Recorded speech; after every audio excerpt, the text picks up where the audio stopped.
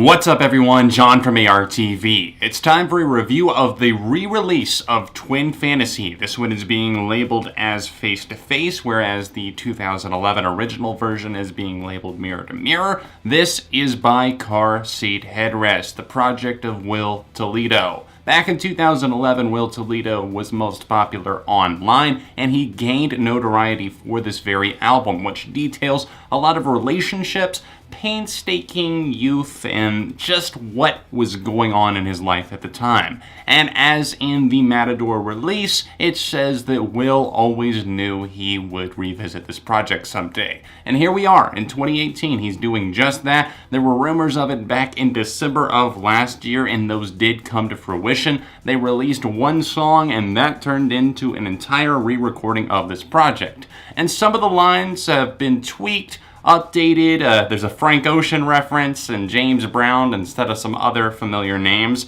and a lot of other small tweaks here and there, but nothing too insane. In fact, the main thing that I noticed is that this album is 11 minutes longer, and some of these tracks they really jammed out on and kind of extended them even more. And that can be a mixed thing for me, because that's my biggest complaint with this album overall, is the fact that it is pretty damn lengthy. There's a lot going on here, there's a lot to get into, but there are a lot of good things.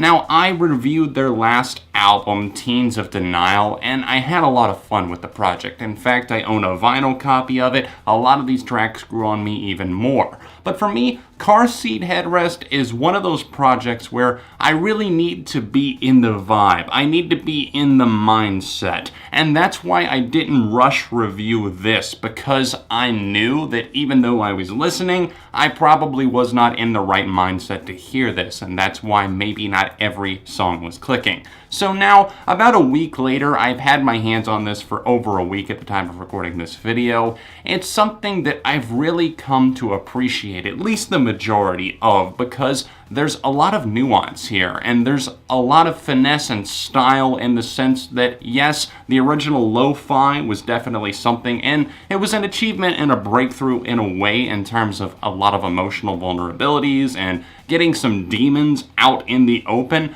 but now we're actually able to hear this as like a legitimately recorded project, not just something done on a laptop somewhere in the back of a car, hence where the name of this band came from in the first place. Car Seat Headrest, for me, really strike gold on a lot of these tracks. Right off the bat, we get My Boy, parentheses Twin Fantasy, which does a great job of kind of showing the attack and release strategy that many of these tracks have. I don't want to say that that's a crutch by any means, but it is something that we kind of fall into on many of the tracks. And it works for them more often than not. I would say that Nervous Young Inhumans, which did get a music video release, one that's kind of being built as a single from this project, is another one that does similar things and has similarly good qualities to it. But I love the synthesizer that builds up on this one. It does have an aura about it that makes me feel like it could have a success in the world of alternative and rock, more of a breakthrough for them because it's super catchy. I love the layered vocals on this. There's so much to dive into, and I have to say this is one of my favorite tracks here. Cute Thing has some quirky lyrics on it, and I like the detailings of a relationship there and some kind of fallings out. I think that the title can be misleading in a way because he sings cute thing, don't be a rude thing, and we get into Toledo's mindset a little bit there. And I love how they're able to fully flesh out this track, obviously now being 2018 with the re-recording, and the guitar solo here is ecstasy to the eardrums. Right before that, we get another one that I absolutely dig. It's called Bodies, which has kind of a weird outro on it, but I do like this song absolutely for the most part. I think that the main thing that really clicked for me here is the fact that it gives you the feeling of youth and being in college in a way, being surrounded by other people and just wanting to have sex. I think that sex drives this song, and that's not a problem at all. It's done in such a really genuine way that you kind of get the feeling of being back in those shoes possibly a if you're a little bit older, or maybe it's something where you're like, I could see myself being this person in the future. It's not a bad thing. It's not something where I feel like he looks back on it and feels guilty for these times. It's just what he was going through,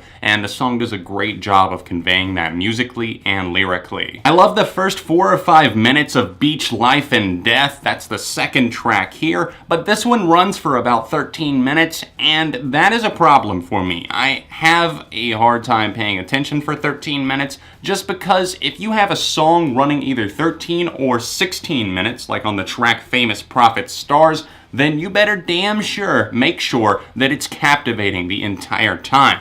And I don't feel like these tracks do that. Like on Famous Prophets, for example, I think the 2 lines that get repeated, the ocean washed over your grave, the ocean washed open your grave, get repeated so much that they almost kind of lose any kind of impact that they had initially. It starts off slow, and it does work its way into the background as other lyrics build up, but sections of the songs, not only Famous Prophets, but also Beach Life and Death, go on for far too long for me. And like I said, Beach Life and Death, if it had cut off about 5 minutes, I'd be okay with it, but it just drags out for a bit, and that does bring down my enjoyment. Stop Smoking, We Love You brings up a recurring theme of Car Seat Headrest and Will Toledo's mindset. He talks about like the fact that he smoked weed like one time, like seriously, got so high, and now he has like kind of paranoia about ever doing it again, and I don't think that he really wants to, is the message that I'm receiving. And Stop Smoking, We Love You is probably like a cry out to peers at the time, and then later he obviously talks about this more, Sober to Death and High to Death. Sober to Death being more of the high, a little bit more high energy track,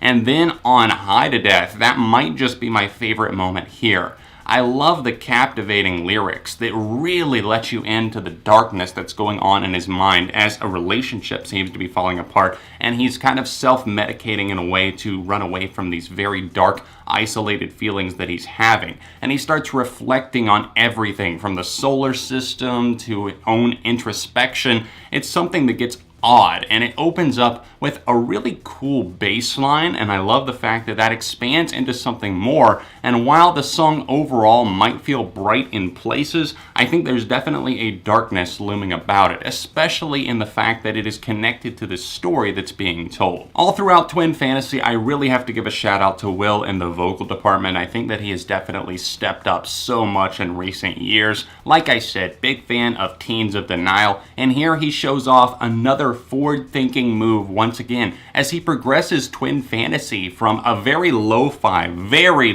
sounding project into this. And I didn't have a ton of experience with the original Twin Fantasy, but I know people on message boards, 4chan, everything like that, were like all obsessed with this because it's sad, it's lo-fi, and that's what they want. But I love the fact that they're willing to kind of put those fans aside and say, I'm not just going to be stuck here making music for these people forever. I'm going to make music for myself and for the world in general. And they've re-recorded, they've moved on to bigger and better things.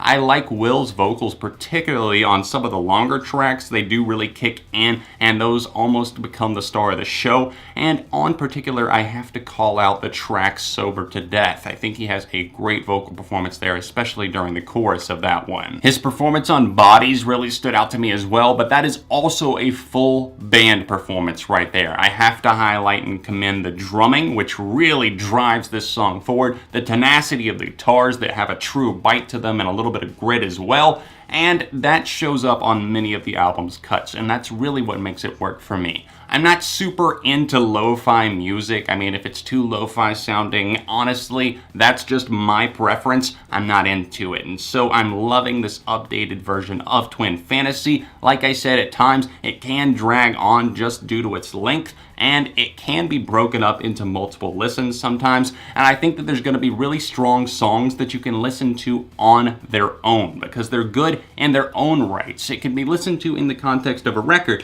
but also on their own. But I'd be curious to know what everyone else is thinking of the re-recorded version of this album, Twin Fantasy by Car Seat Headrest. Me personally, I'm feeling a strong 4 on this. I really enjoy the project. I think that a lot of the songs are going to have a strong replay factor, just like some of the ones from Teens of Denial did. Help support the channel by leaving a like and subscribing if you haven't already, and if you're able to, please support me on Patreon at the top link down below, or else there's an annotation on the corner of the screen. If you would like to see my Teens of Denial review, then tap the annotation right here, or another recent review I did right over here. Socials in the description, and I'll see you soon on ARTV.